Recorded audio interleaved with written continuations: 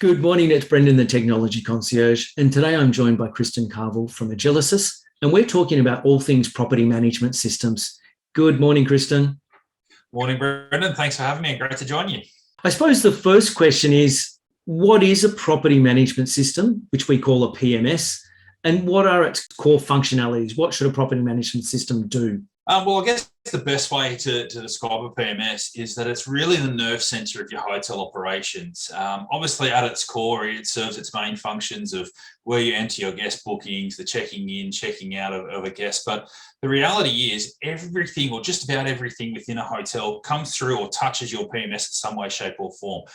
From managing your inventory and your rates that can go out onto your websites, to your OTAs, having your room statuses, whether it's clean, dirty, your maintenance, rooms that might be out of order that have something to go through, all of your charges for the guests coming through there and making sure that anything that needs to be charged back to a guest has that interfacing capability so that way you're charged on the account. And probably most importantly of all, it is where you keep your information on your guests.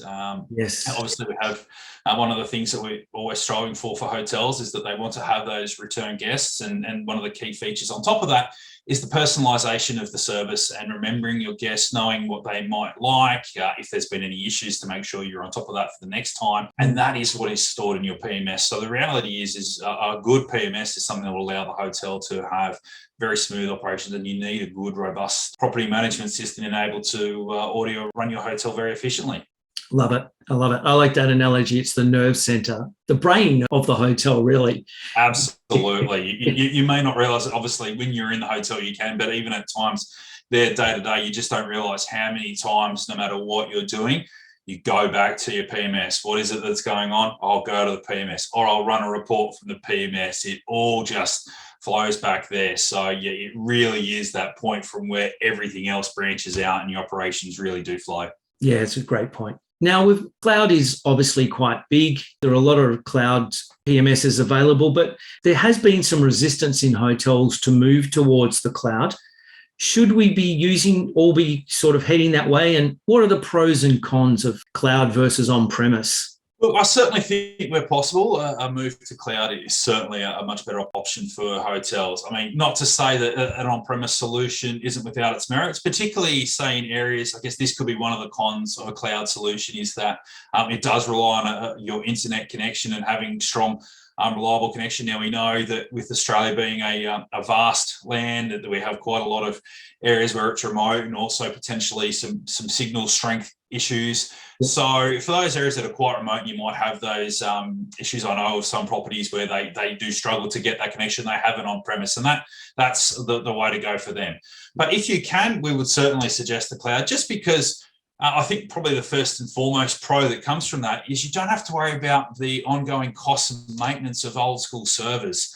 I mean, that was fantastic 15, 20 years ago, but we're seeing how quickly technology is evolving. You know, in the past, you could have a computer or a server that would be good for 5 to 10 years, but with things like, you know, memory capabilities that you need for running programs, the speed of processors and hard drives and changing hard drives from the old magnetic hard drive to an SSD, it's costing a lot of money for hotels to then go through every 2 or 3 years and replace these servers. So one, you've got to buy the new server. It might have to change because your operating system's end of life. You then need to bring on your IT or a external party to set up. You need to bring on all your vendors to reinstall their program. So it becomes a lot of time and money involved in that. With a cloud solution, you don't need to worry about it. All you need to do is have your connection to your enterprise server that is provided by your vendor. So that means that the responsibility is then on them to maintain the server, which is usually done through their hosting provider. And I think the other thing that comes with that cloud model as well is the great flexibility and versatility that provides, particularly nowadays that we're looking at a lot more mobility, whether it's shifting from the old terminals that are fixed to a desk to looking to using devices. We're obviously becoming a lot more mobile now with phones, tablets, and so on. But also, I think in the last couple of years, as we've seen that shift towards the working from home concept, as we've all adapted to life with the pandemic. So here in Australia in particular, we do have a lot of clustered setups with hotels where you'll have a group of 3 or 4 that might have a cluster manager, a regional manager, etc. So particularly for those cluster managers who might not be based on site, having a cloud setup will allow them to be able to log into a a PMS from anywhere you like. You don't necessarily have to be on site to access that PMS. I could be here at home today as a regional manager. I could be a GM even that might be off because I'm unwell or I've got an appointment or something like that. And I can still have that capability from home to be able to log in and see what's going on. So I think when you're looking at something like that, the benefits for a cloud system far outweigh the cons. And I certainly think that, in the past, it might have been some security concerns, et cetera, because you don't have things on site. But I think in this day and age, you've got a lot of layers of security that make that safe. And in the end, the mobility and flexibility it's going to provide your business is, as well as the huge cost savings, is going to be a huge long-term benefit. Yeah, that makes sense. I suppose two things come to mind. First is I've seen a lot of hotels over the years on an on-premise solution, in a sense, get stuck on a version. They're limited by, as you said, the hardware, and they're probably on an end-of-life version that the vendor doesn't support. So cloud eliminates that because they said there's no hardware involved. The other thing I think you mentioned, obviously, with security and backups, probably giving that responsibility to somebody like Microsoft, Azure, or Amazon, who are more skilled in that area, is a good thing. I worked night out for many years, and I know there were some times where we couldn't get backups to work or whatever, and it's critical, having access to that data and having somebody as a third party being responsible for that, ensuring that happens, I think is often a good thing, right? Absolutely. I think that first question and point you raised is also another pertinent one as well, with regards to upgrades of technology. If you've got an on-premise solution, you basically install that version that you've got, and unless you go and seek out your vendor and have them come in, again, at a cost with their technicians to be able to come on site, you're not going to have any upgrades. And that doesn't necessarily have to be a major upgrade. It could just be a simple patch that enables a few extra capabilities, potentially fixes some bugs. I guess the best comparison you've got with something like that is for those of us with our devices, say your iOS or your Android operating systems, how often, and your apps, how often we get the updates for something like this. And you could have anywhere in a new little patch or version, anywhere from 20 to 40 up to 100 little hot fixes or patch upgrades, etc. That with an on-premise solution, as I said, you need someone to come on site to do it. Whereas with a hosted solution, the vendor is going to upload that to their enterprise server. And so straight away, they're going to be there for you. And all you potentially have to do is just if you know the capability is already there on the enterprise server, it might not have been just configured to your version yet because you haven't had that upgrade done. All you then need to do is just put a support ticket. They'll be able to dial in for you, have that all set up, and before you know it, you've got those features there. And from a security perspective, the likes of Microsoft and Amazon, as you say, this is something that they immerse themselves in. They have large departments that are dedicated to that security. So that having them have that responsibility, it's going to be a fairly robust and very good, and they're going to be able to evolve and update that security as needed. And as you said, for your backups, I think back to my days of working in hotels with on-premise solutions, similar to yourself, and having the old big chunky external hard drives where every now and then you'd have to plug one in and run your backup, and then if you needed to get some of that information, you bring it out, and then what happens if something's happened and all of a sudden that's corrupted, or you're going back to something as simple as someone hasn't done the eject USB correctly, and you've potentially got years worth of data that's now inaccessible from that hard drive. So again, having that cloud solution and with a cloud backup to go with that, again, you've got the ability to access that anywhere, anytime, and it's in a nice, safe, secure position where that data is going to be very safe, and you're going to be able to have that capability wherever you are, whenever you need it, to be able to access it and not have to dig around and spend time and money purchasing old hard drives and having them store around somewhere and hope that they stay safe. Good point. Yeah, very good point. Kristin, what do you feel are the current must-have features in a good property management system? I think at the moment there's a few that come to mind. Probably one of the first ones would be something with some mobility around your check-in options. So, obviously there is still that aspect of coming and checking in, and you're going to have those people that want to come in and speak to someone, particularly say in leisure properties where they might want to ask some information about things to do, places to go and see, etc. But a lot of people nowadays, they don't want to necessarily have to line up. They want to be able to go straight to their room. But you also have options for when you have your peak period, say in corporate hotels, when you've got that period from say 5:30 to 7:30 at night, when everyone's finished work for the day and they're coming to check in. Having the capability of something as simple as sending out a text and having that capability for someone to be able to do an online check-in on their phone before they arrive. The capabilities of whether it's a self-check-in, whether they can integrate with a kiosk, or it potentially is a system that has a layer that allows you to turn something as simple as a Microsoft Surface tablet or an iPad in from a desktop workstation into a self-check-in kiosk. These sorts of functionalities are something that's crucial as we evolve the operations within a hotel and how we look to improve our service for our guests. Yeah. And I think another key one as well is something that's got the capability, whether it's inbuilt or the capability of speaking to a chatbot. So that way you've got ease of two-way access. Again, something in it, I think one of our big challenges here in Australia in hotels compared to, say, other regions, and where a lot of those people from other regions don't quite get their head around how we do things here in Australia, is not a lot of hotels outside of maybe your top and big 5-star hotels have a dedicated reception. But yeah, somewhere for you to call and have someone to be able to speak to. They don't have that. Most hotels are 2-3 staff on the front desk. All the calls go to your receptionist. So at times it can be very hard. I think back to my days of I've got the phone in the ear, I'm trying to check in a guest, because you want to serve the guest in front of you, but at the same time you want to attend to your guests that are in their rooms and help their requests, and not then get frustrated because the phone's not being answered. So having that capability for someone to be able to, I could be there, Brendon, with you in front of me, checking you in, and I've got another guest that's got a request that comes through, or they want to speak to someone, they can use that chatbot. So while I'm there processing your check-in, I can just be very quickly typing to that person, giving them an update and saying, okay, yeah, fantastic, thank you. I've acknowledged or received your request. I'll just attend to you once I've finished with the check-in, or you can do that at the same time and say, thank you, Mr. Granger, I've got your request for the towels. I'll have someone send that up as soon as possible. So it allows a lot more real time and ease of communication with your guests, I think, is something that's very important. Probably the third one I would say as well, particularly as we're looking to try and upsell in hotels and grab business in all of the different parts, is what is referred to as an SGI, or a single guest itinerary. And that's a capability within your, say you've got a PMS with its booking engine, that allows you to have the ability to book every other aspect of operation in the hotel as well. So it could be as simple, if you're just a hotel with a restaurant on site, that you can come in, book. It might be, I want to take my wife there for a nice getaway. It might be an anniversary, or just a weekend away, child free.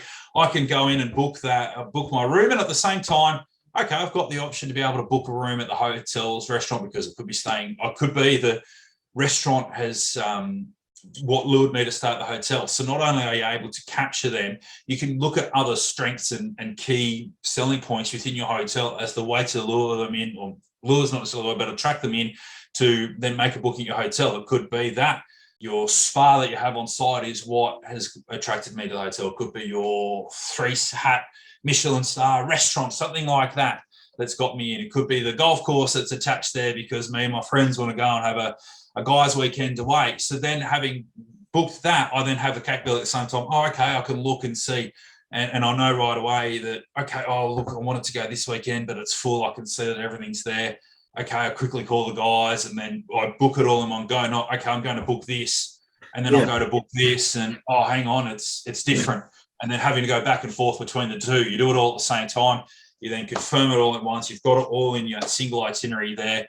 And it'll, as I said, it's a different way to be able to attract people to make your bookings in your different aspects, and also a way to make sure you capture them across. I think one of the great challenges within a hotel, I think over the years of the hotels I worked in, your big challenge is, yes, you've got the booking made in the rooms, and you then work hard on capturing that guest to be able to come into the restaurant. You're upselling them. If you've got these features, the ability to book there, the communications with the guests, you can get them to make that booking. You can send them the text on their way to the hotel. Hey, you've got this. You could send them something when they're up in their room. Hey, happy hour for the next 2 hours, and it lures them down. So I think these are your must-haves in a PMS these days. Awesome. Okay.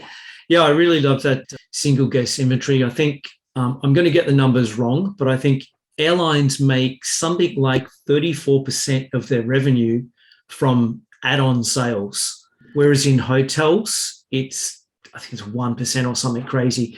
Yet in the industry, we have so much more to offer than an airline, because they're just saying, hey, would you like a window seat? Would you like a seat with a bit more leg room? Would you like a meal served? Which, that's their incrementals. Whereas in hotels, as you said, we've got a great restaurant. We actually happen to have a spa.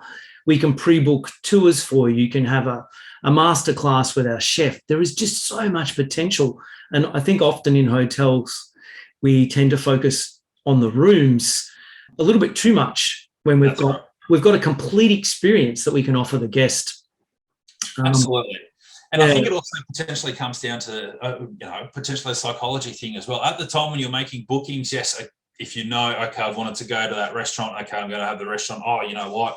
I'll make a room booking at the same time. Fantastic. And then you've got that capture of both an accommodation and you've got the F&B capture as well. But for someone that's potentially booked just the room and you're looking maybe at a family holiday or something like that, you're looking at the number in front of you when you're making this booking. It could be a little bit daunting. You've booked ahead because you've had a bonus or something come in, and that's fine. So you make that booking. If you've got the capability then of sending text reminders and follow-up potential emails, etc., you might be able to get someone again when they've made the booking, it's fine. And then as we're getting close, they're potentially thinking, what else can we do? Or, again, money's not so bad this month. I haven't had to pay for the accommodation and have all these other bills, etc.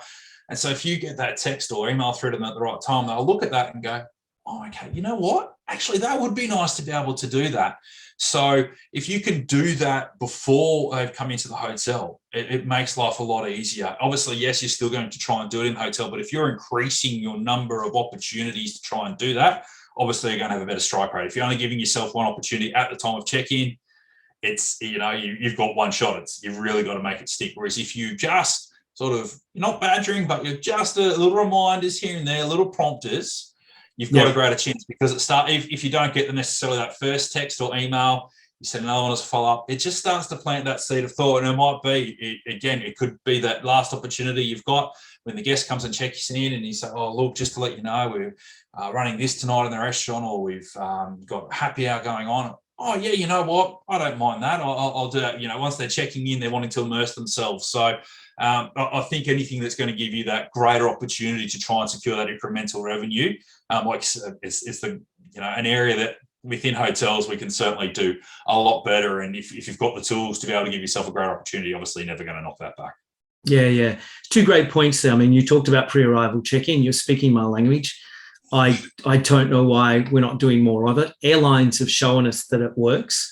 Absolutely. 75% of people, I think, statistically check into the flight before they even arrive at the airport. And I think those numbers are probably slightly downplayed because of international, whereas domestic, I think if you just looked at domestic, it would be higher. I agree. Yeah. If you're doing, you send a pre-arrival message to the guest 48 hours out, statistically, it's been shown that they are in sort of a buying mode at that point, because if you can upsell them and just let them know that they can do an early check-in, or they could actually upgrade their room for, from the room that they've booked to a nicer room for $25. Well, you could have a bottle of wine placed in the room. There are a couple of things. The other thing, I was reading an article that McDonald's have worked out that technology is better at doing the upsells than their staff, unfortunately. So they're not suggesting staff, ask that question, would you like fries with that anymore? They're using the kiosks and things like that now, which can be a little bit frustrating, I find, when I've used the kiosk, but I just want to order a coffee and it's like, would you like this? Would you like this? But if it's done correctly, I think what McDonald's have found is that staff are sometimes too busy or too flustered to actually to offer upsells consistently. Whereas if you're using technology, it's consistent. Often also from a guest point of view, I've found that if it's not a person asking and it's a piece of technology, the guest feels a little bit more comfortable either saying no or taking it up. We find that with poolside ordering, for example. We've got some hotels that are using, a QR code-based solution, and they found that is more successful in capturing orders than a staff member walking around, because, I don't know, there's just that people feel uncomfortable saying yes to the person, whereas they're quite happy to do it on the app in their own time. So strange. But that's right. And I think that those last few words are the key. Own time, in your own time. I think particularly with the increased mobility and functionality of things like our devices, we've become more and more wanting to do things on our terms in our times.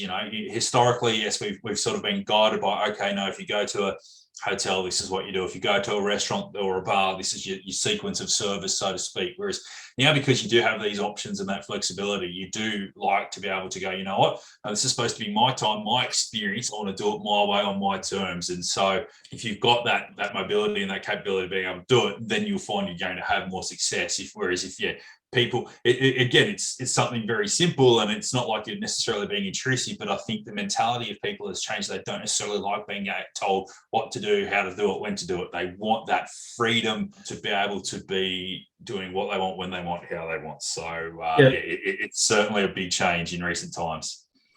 That's a great point. Kristin, what should a hotel look for in a PMS and PMS vendor?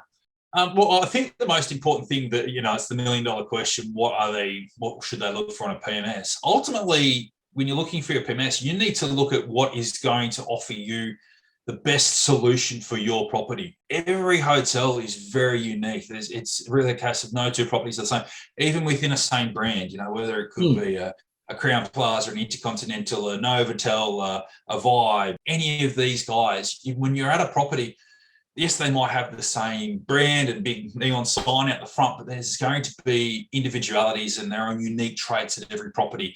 The difference between, say, a corporate hotel and a resort hotel as opposed to a regional motel. So what they need to do first and foremost is identify what are your pain points, what are your crucial operational aspects in the hotel that you really must nail in order to provide the best service and the best workflow for your staff as well.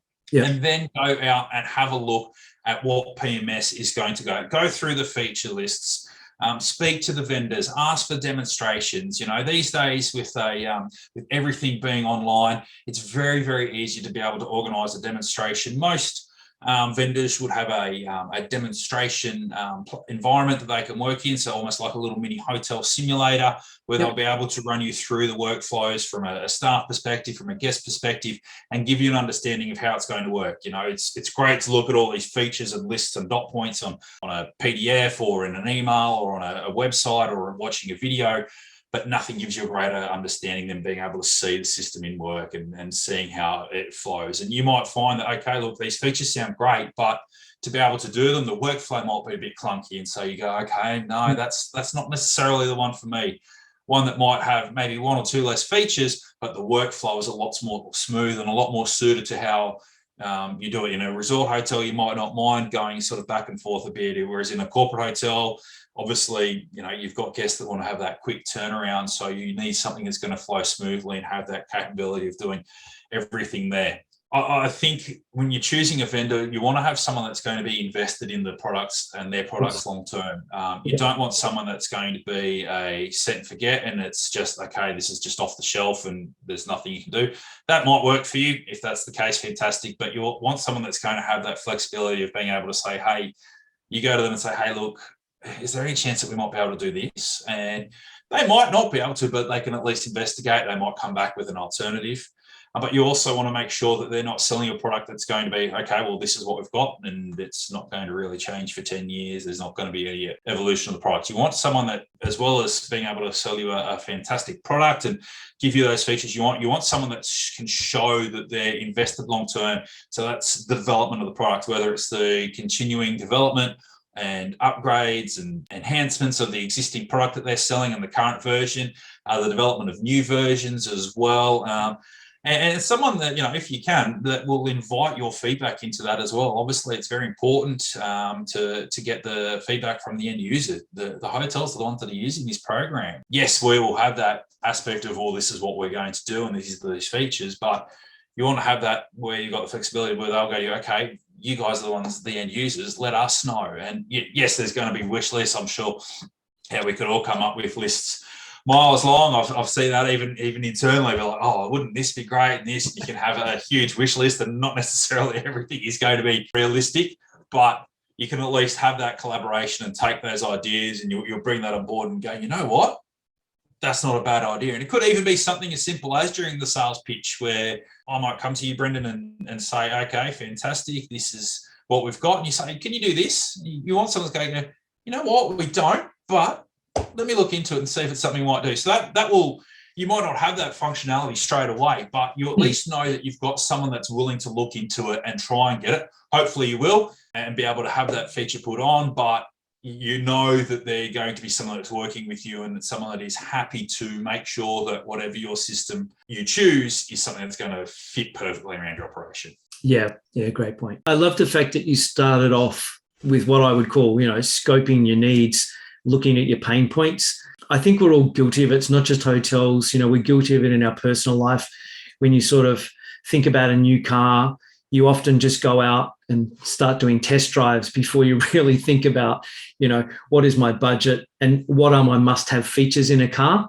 Yep. But if you don't do that with your property management system, and I've seen hotels do it, they just go through and look at a number of different solutions, and they're like, oh, this one looks good and this one looks good. But without sort of, as you said, going through a checklist and saying, well, hang on, this is something that's really critical for our operation, and this system does it, but this one doesn't, it really helps you narrow down. And often it takes the emotion out of it, because I think we all, and I'm using that car analogy again, it's like, yeah, but this one looks so good, but the fuel economy might be absolutely terrible, right? Nobody would probably buy a Ferrari, for obviously practical reasons, and I can understand potentially why you'd buy one, but does it suit your hotel really at the end of the day? And I think that's key. And it's something that I think any hotel that's looking to change their property management system, I would encourage them to create that list of their requirements. And sometimes it's not super hard. It's looking at your current solution and seeing where the pain points are, and then looking, as you said, a little bit ahead to your operation and saying, what if we had mobility, that would certainly, alleviate a number of problems that we've currently got. If we had the ability, as you said, for the guests to, pre-check in, that could reduce workload at the front desk by 50%, because I don't know why it is, but a number of hotels have mentioned to me, and this is across the country, people who are staying on a weekend now and they see the check-in time is 2 p.m., they all rock up at 2 p.m. It never used to be that way. They would sort of, be a little bit staggered. But now there are many hotels from the Gold Coast to Sydney that have queues. One hotel I know has a queue of up to 450 people in their lobby at 2 p.m. It's just crazy. It's just nuts. It's nuts. And as we said, there is technology that would allow the guest on their own terms, they can choose whether they want to take advantage of pre-arrival check-in or not, completely up to the guest, but at least give them that option. Absolutely. And I think, it's interesting. And, for me, having this hotel background, and I sometimes see with my friends, etc., and they're saying, oh, no, we can't be there before 2. They say check-in time is 2, and that's why I have to gently remind them. So, no, that's just your guaranteed time that you can show up at 2 o'clock and that you'll have a room there. It's every chance that you could potentially get there, and there's going to be a room available earlier. And I think even things like, taking that time to have the check-ins done beforehand, etc., and then all you got to do is drop your bags off. It's going to make life a lot easier, because then, you can take those pain points, and it's a lot quicker to just see someone hand out the keys and away you go. But that's if that's your pain point. You might not necessarily have that. That's okay. Yours could be somewhere else. So what that solution is that helps you with that might not be that. So you could look at that as one of your options and go, okay, it's good that it's got that feature and it's got all these other features, but hang on, do I need them? Not so much this one. It might not have all those features, but the one or two it's got really going to suit me. So, they really need to, like I said, before you do it, and I think you put it perfectly, that scope, you need to sit down as a team with your critical decision makers and engage your front office team. Yeah, of course. And say, right, guys, what is going to be, when we're looking at this, what are the areas that we really need to look for? What would we need our potential new provider to be able to address for us? And then have that form the basis of your search and see how they can fit that. Obviously, as I said, there's potentially areas that you're not going to be able to do, but whoever can do the best for you is the one that you should take. Yep. Yeah, great point. Kristin, we've been talking about this for a number of years, even 20 years ago when I was in property management systems.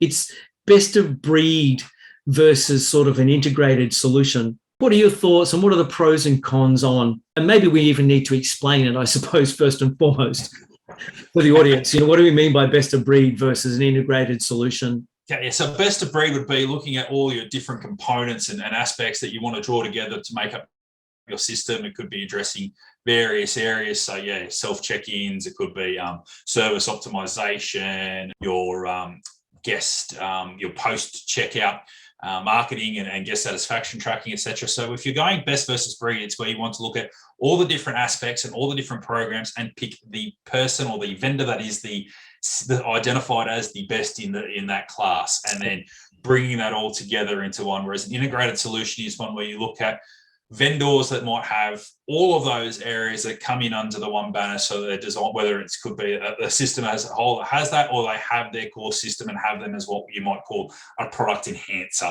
That, okay, it might be ABC PMS and it has ABC guest management, ABC service optimization. You bring them in. They might not necessarily have all the features, but they're integrated. So it is certainly a very interesting question and a really good question to ask. And I think something that we're seeing a bit of a shift in the industry in recent times. So probably 10 years ago, you would have been looking at everyone going for best on breed because they just wanted to go for what was out there. And potentially at the time, because some of these areas were areas where it was brand new. So you had someone that's focused on that. So you would go for that best in breed. But what you're potentially finding over the years, and something that I think one of my colleagues, and we were discussing this recently, put a really good analogy. It's almost a bit like having like Frankenstein's monster potentially, that you might have this head that looks really good and these arms that looks really good and these legs that look really good. And you're going to bring it all together and think, oh yeah, they've all looked really good. But when you bring it all together and put it together as one, that doesn't necessarily look that good. And I guess from a workflow perspective, you're looking at how all these different systems talk to each other. You're potentially going to face issues with integrations and the capabilities, and okay, well, this talks to this, and because they're potentially using different technologies, different platforms, it doesn't necessarily flow. So yes, they can interface and integrate with each other, but in the process of doing so, you're not necessarily going to get that full information flow and share between the different programs back and forth. So you still potentially, whilst it's great that you have this, you're potentially creating inefficiencies within your system because of the fact that you've got a lot of manual aspect that you still have to do, whether it's exporting or making sure that information gets through to there, or you have to click on this and click on that and then do that. And okay, now that's sent through. Whereas now I think a lot of vendors are looking at that integrated system. So what that is looking at these different aspects and take them in. And so when you're building these products, it's built with what they would integrate to in mind. So it could be something would add into a PMS. They're automatically designed to, again, so it could be ABC PMS, ABC are building something else. So when they're doing all their coding and building this platform, it's done with the integration into ABC in mind as the most efficient. Yes, it will still integrate with others, but if you can get one that's talking to the system natively, absolutely fantastic. And I think potentially one of the great things that you have from an end user point of view is you're dealing with a single vendor.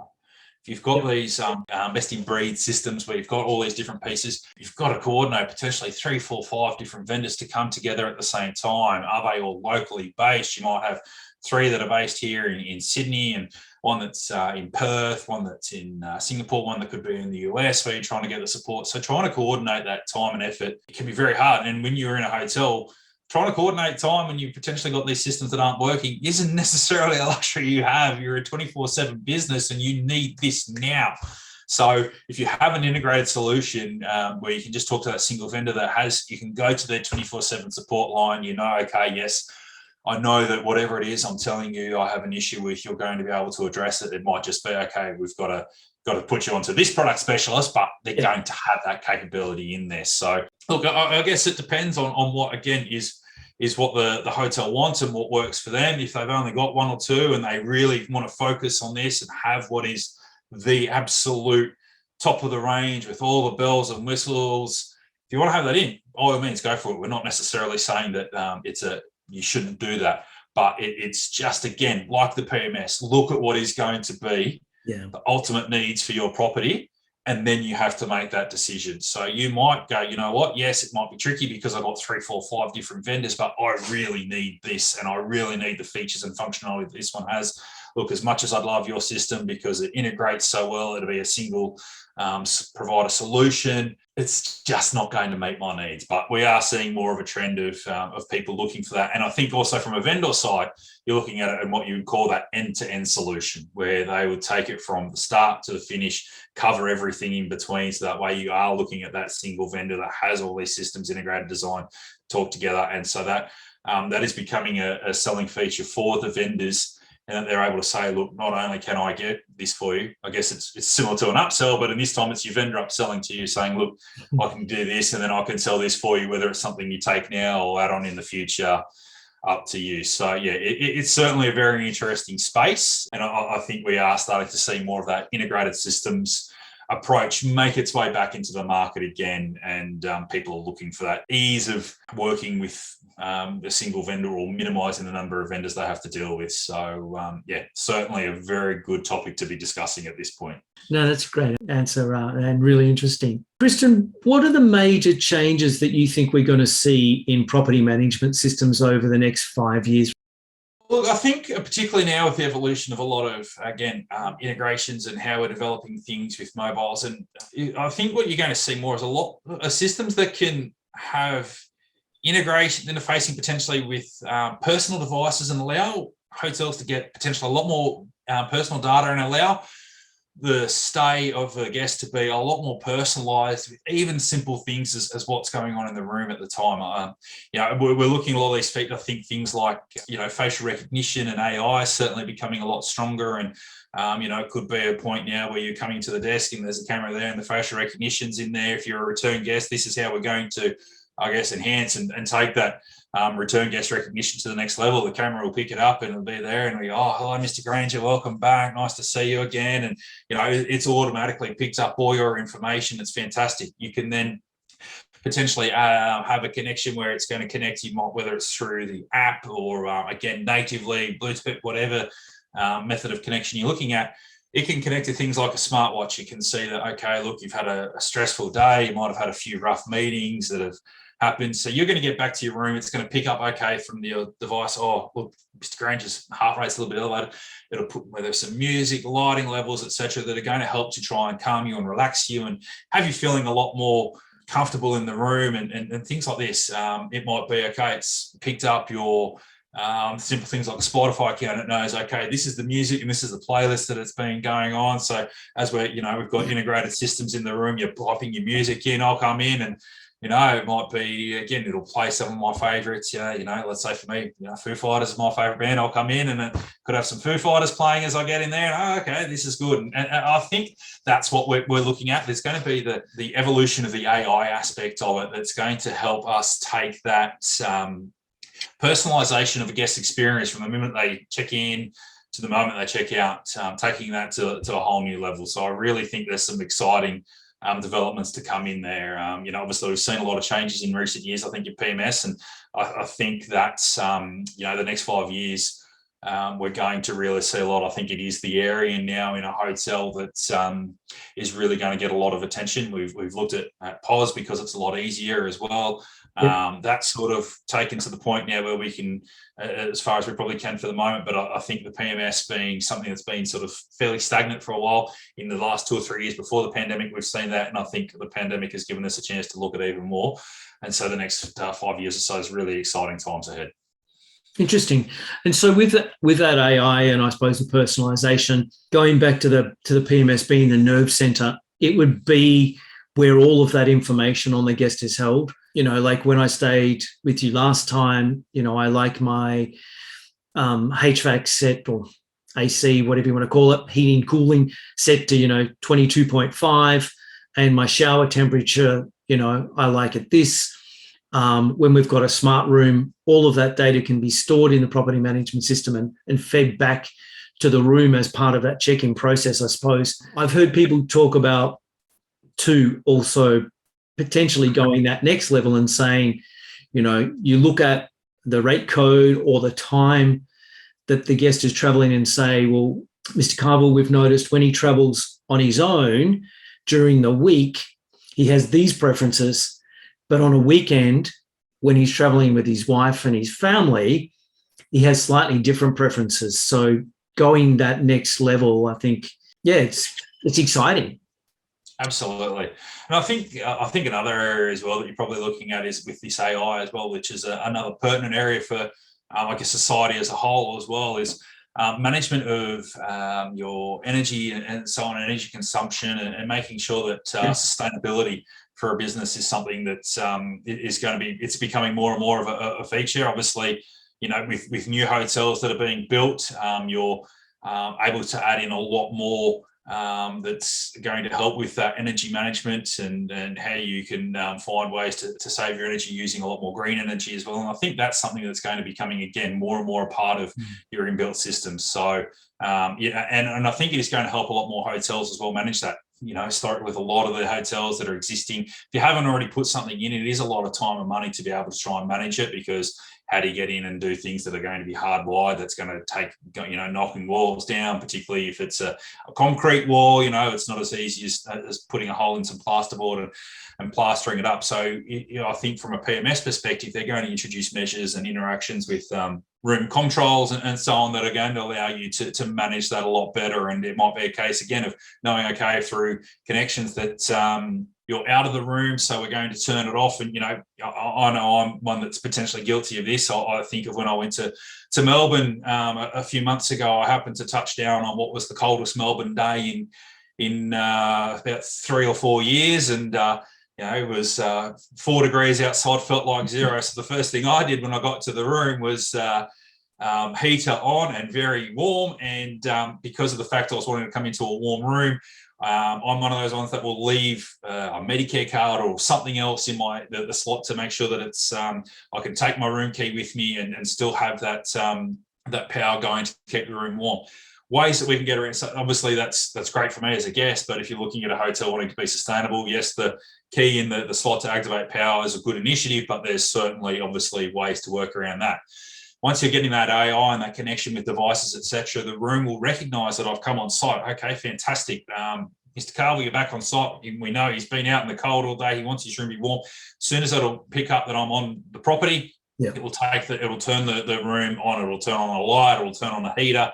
So that way, by the time I get to the room, the lights are going to be on and the room heater is already going to be kicking in. So I'm going to have that warmth to be able to walk into. So I'll have that same benefit of having left it on all day, but I'm going to have used a fraction of the power, and you're reducing your carbon footprint, your emissions. And I guess, again, bottom line as well, you're going to save money with that too. So I think that's another area where you're going to be able to help that as well.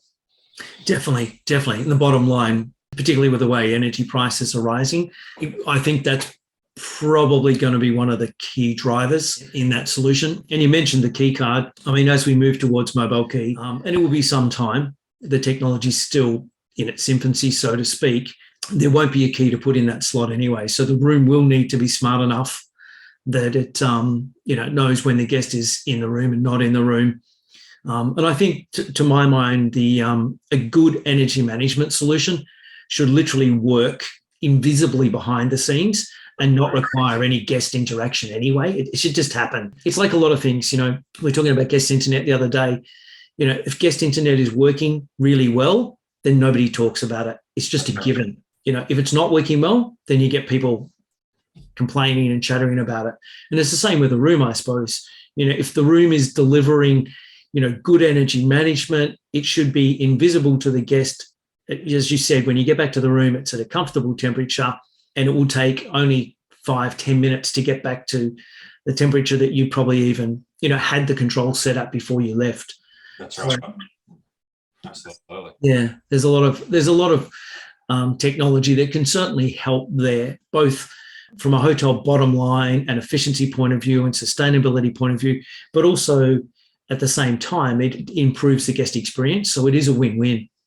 Absolutely, yeah. And as you said, the technologies are there, and it's good. I think you're starting to see now more vendors from both sides are starting to look at ways to work together. And I think that's only going to benefit everyone, from hotels, guests, vendors alike, because it creates that cross-sell opportunity, but then also helps the hotels to be able to have much more efficient operations as well. So yeah, that's certainly a big one I think we're going to see coming forward. Exciting times. Definitely. Kristin, as we get ready to wrap up, any final thoughts or advice for people looking at their property management system? Look, I guess the thing that comes to mind is to say be brave. And, people are going to say, well, what does he mean by be brave? I think we have still here, people are potentially very hesitant about looking at their PMS and really taking a look in depth and making that commitment to change if they're not using. It's been a case of a set and forget. We get there because, I'll use this one because it's what everyone else is using, or I'll go this one because I know this hotel's using it, so I want to be like them and I'm going to use that one as well. And we've tended to put that in, and as things have evolved and we've seen PMS have a lot more features and a lot more functionality, and obviously there's a lot more integrations and capabilities that can go into it as well, we're finding people are just not necessarily looking at this and thinking, okay, am I still using the best solution for my hotel? Coming back to what we said about what people should be looking at, are you taking the time to look and sit there and think at my PMS, is that really what is best for me and my operations? Could be a case of, again, it was 10 years ago when you put it in, but your hotel operations itself may have evolved, whether it's just a shift in how you decided you want to operate the hotel as a way to differentiate yourself. It could be because you've rebranded and now what you were doing with your previous brand as part of their brand standard is not what applies to your new brand standard with your new management company. But we're not then going, okay, well, is ABC the best one for me? And because of the fact that the PMS is that nerve center and it does control so much, it is daunting. And I think a lot of people are looking at that going, oh, they're getting cold feet. They don't necessarily want to be able to commit. So what I mean by saying be brave is be brave to take that step. Don't just feel like you have to do it because, it's a lot of work, etc.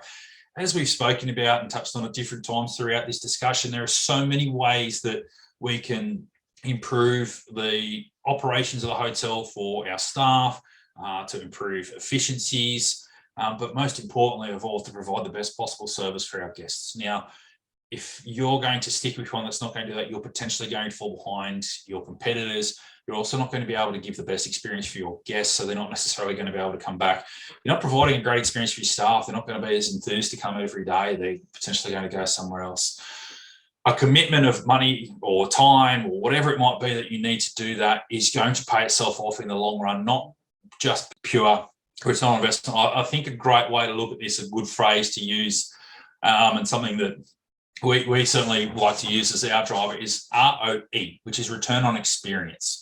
Look at what return you're going to get on the experience, and that can cover a different, what return are you going to get on your experience for your staff using a system that has all these features that they're going to be able to use, that they've been crying out for, that will make their job so much easier, or that brings everything together in a single click rather than having to jump through. Instead of something maybe taking 10, 15 minutes, it's now going to take 5. So one, they've got a lot more time to be more efficient, but two, they're going to feel a lot less stressed. They're going to be a lot more relaxed at work, which in turn then means they're going to provide a better service to the guests and increase the guest experience that way. But then obviously, yes, you're looking at the experience from a guest perspective. It's going to take them from the moment of the time they make the decision to come and stay at your hotel, from the time they've now stayed and departed the hotel and everything in between. You're looking at a system that is going to make every touch point you have and every interaction you have with your guests during that time the best possible experience they can have. And that is what you want, because that covers so many things. As you know, the greatest business you can have is that return business, because you don't really have to sell them anything. They're going to come back and be willing to spend their money and their time.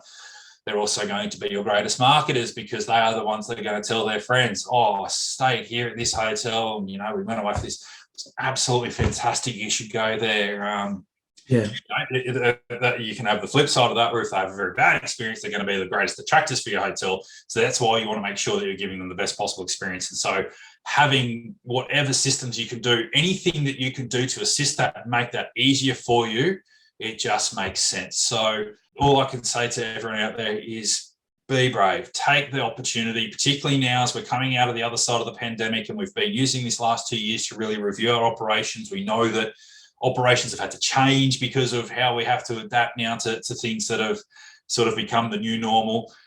Look at what systems you've got. Look at what is going to work for you. Is this going to be the best for you? If you think that there's some deficiencies there, by all means, take a look, see what's out there, speak to some other vendors. It might be a case of you might be able to take those ideas back to your vendor, but you could also then find a new vendor that's going to be able to do what is everything that you want and provide that for you. And you're going to make life so much easier. You're going to have so much better guests, and you're going to have ultimately, yes, there'll be an ROI, but ultimately have that return on experience, which is the ultimate thing. We all go to a hotel, not for a transaction, but go to a hotel for an experience. So that is really critical. So that would be my one takeaway for everyone. By all means, please have a look at what is best for you and be flexible, be adaptable. Love that. Return on experience. And I love the fact that you picked up on the point that staff are extremely important in that experience as well. You know, it's not just the guest experience that we need to be concerned about. We need to be delivering tools to our team that makes their job easier. Yeah, that's critical, and something that we probably wouldn't have thought of years ago, but we're now coming round to that point. And I've heard a couple of people say, I think it was Girish from Ovolo said, you know, that one of the things he realized out of the pandemic is that the staff experience and the guest experience, in a sense, should be treated equally. They should have equal measure given to them, because, as you pointed out quite rightly, if your staff are happy that reflects basically upon the guest experience that they deliver at the end of the day. And it's not rocket science. It's, you know, we go back many, many years, and I can't remember the first time I heard it, but Richard Branson's famous for saying, basically, you know, if you look after your staff look after your guests. Happy guests mean happy shareholders. You know, that's where it should start with your staff. That's exactly right. And that's the thing. Yes, we've got a lot of these automations and everything that's fantastic, and obviously going to make life a lot easier and take a lot of processes that are potentially very still manual and make them a lot more automated. Bottom line is, regardless of how many staff we have, how many potential areas that we've maybe covered with technology in lieu of staff, whether it's because we want to make things more efficient or we want to make, we're covering for staff shortages, which is obviously a critical piece at the other side of the pandemic. Ultimately, we are still going to have staff there, and we are a service industry. Yep. You're never going to be able to take away from that. What can differentiate between two hotels that have got exactly the same physical features is going to be that staff service. You might not necessarily have the flashiest new rooms or anything like that, but I might choose to stay with your hotel because, I can go to that one. It's got these really nice new rooms, but the service, it's not that great. It's a little bit mechanical or robotic, or just doesn't feel warm. Whereas I might go somewhere, yes, the rooms might not be quite so flash, but I'm going to get that warm, personal, friendly service that's going to be happening every time. So if you are able to do whatever you can to help your staff to have that, again, be happy at work, which means that's going to reflect in themselves, but also those efficiencies are going to give them more time to address the guest needs. It's not going to be a case of them stressing because I've got to do this and I've got to do this, but then I've got to, someone in front of me, they've got a lot more time freed up. They can go out there and, are good, as we were sort of discussing this internally with things that are going to be the future. And, I think a phrase that one of my colleagues, Chris, used, as well as becoming staff, your staff are almost going to become wellness managers, because they're going to be making sure the wellness and well-being of your guests during their stay is critical and paramount, and they're going to be the ones that are the driver of that. So you really need to look at it from that perspective, is that, yes, the technology is going to be great and fantastic, but it's still going to be your staff. But you need to know that, okay, the technology is going to help your staff to be able to be better equipped and have more time freed up to really give that service for the guests. Yeah, great point. Kristin, thank you so much for your time today. I've loved chatting. PMS is something that's dear to my heart, having worked for a PMS vendor for many years myself. I do believe it is, as you said, the nerve centre of the hotel. And I also think, we touched on a little bit here, but you need to continually look at your PMS and make sure that it's delivering. It's not a set and forget type thing. There's a lot the PMS can do. So you should be mindful of that and continually, making sure that you've got the right PMS for your operation, I suppose. Absolutely. Thanks, Brendon. It's been great to chat. And I think particularly on an issue of PMS, as we said, we're coming out of the other side of what's been a crazy 2 years, but we've got to look at the silver lining out of this now. And I think one of the things that it's done is made us look at our operations. And I think this is certainly a great time for people now to look and really take a deep dive into the operations and go, you know what, this is a great chance to almost start again and have a look. Have I been using this for the last 15 years? And just as we said, a set and forget, is it really delivering for me? and really have that thought and really make a conscious effort to go, you know what, I need to have a system in place, whether it's the incumbent provider or a different provider, that is going to help me run my business in the best way to be the most efficient, provide the best service, to make it the most enjoyable for staff and guests alike. Love it. Thank you so much, Kristin. Thanks a lot, Brendon.